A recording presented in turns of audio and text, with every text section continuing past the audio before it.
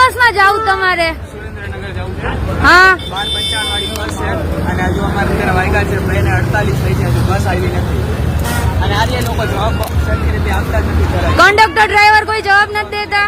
તમારે ત્યાં જવું છે?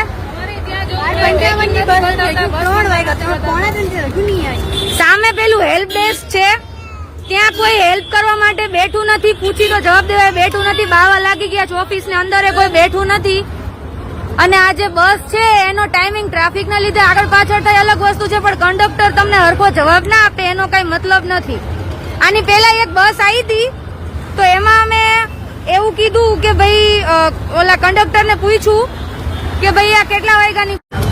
અત્યારે 3:38 થઈ છે. મેં મારામાંથી 15 ફોન કર્યા, 16મો ફોન એ લોકોએ ઉપાડ્યો અને અત્યારે મને એમને એવું કીધું કે બસ ડેપો માંથી નીકળી છે, બસમાં પંચર હતું. એટલે મેં કીધું કે પંચર હતું તો 2-3 કલાક લેટ થાય બસ. એટલે એમને એમ કીધું કે તમે સુરેન્દ્રનગર ફોન કરીને કહો. તો હવે અમદાવાદ થી બસ બુક કરાવી હોય તો અમારે અહીંયા કમ્પ્લેન કરવાની હોય કે અહીંયા કરવાની હોય? અને મારી યારે જેટલા છે ને બધા 10-10, 15-15 ફોન કરે છે, કોઈના ફોન ઉપાડતા નથી.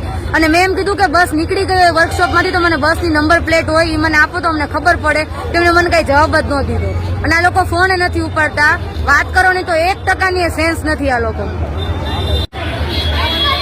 જો આની અંદર ધૂળધાણી એ પ્રકારે છે કે આમાં લાગે છે કે ઘણા ટાઈમ થી આ ડેસ્ક ની સાર સંભાળ કોઈ લીધેલી નથી ને અહીંયા કોઈ બેઠું નથી.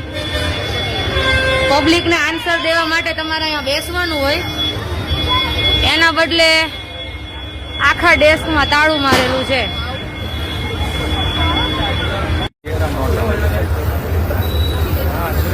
અત્યારે આવી અત્યારે 4:41 થઈ, ઓલમોસ્ટ 5 કલાક થયા. અત્યારે બસ આવી. હવે જોઈએ કઈ રીતના આગળ